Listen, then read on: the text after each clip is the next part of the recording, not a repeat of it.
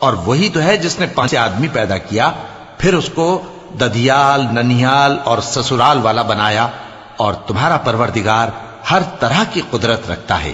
اور یہ لوگ اللہ کو چھوڑ کر ایسی چیز کی پرستش کرتے ہیں کہ جو نہ ان کو فائدہ پہنچا سکے اور نہ نقصان، اور کافر اپنے پروردگار کی طرف سے پیٹ پھیرنے والا ہے۔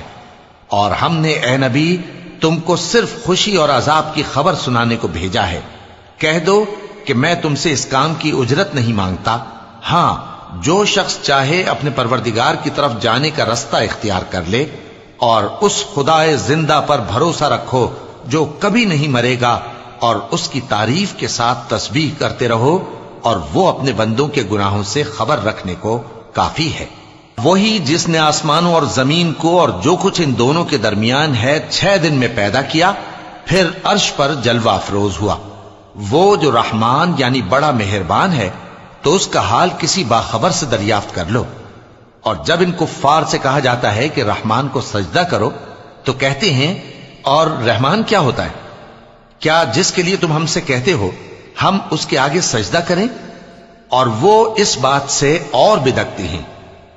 چونکہ آیت سجدہ تلاوت کی گئی ہے، لہذا سامعین پر سجدہ واجب ہے۔ بڑی برکت والا ہے وہ جس نے آسمان میں برج بنائے اور ان میں آفتاب کا نہایت روشن چراغ اور چمکتا ہوا چاند بھی بنایا۔ اور وہی تو ہے جس نے رات اور دن کو ایک دوسرے کے پیچھے آنے جانے والا بنایا۔ یہ باتیں اس شخص کے لیے جو غور کرنا چاہے یا شکر گزاری کا ارادہ کرے، سوچنے اور سمجھنے کی ہیں۔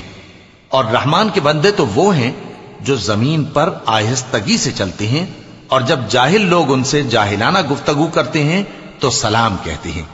اور وہ جو اپنے پروردگار کے آگے سجدے کر کے اور عز و ادب سے کھڑے رہ کر راتیں بسر کرتے ہیں، اور وہ جو دعا مانگتے رہتے ہیں کہ اے پروردگار دوزخ کے عذاب کو ہم سے دور رکھیو کہ اس کا عذاب چمٹنے والا ہے۔ بے شک دوزخ ٹھہرنے اور رہنے کی بہت بری جگہ ہے۔ اور وہ کہ جب خرچ کرتے ہیں تو نہ بیجا اڑاتے ہیں اور نہ تنگ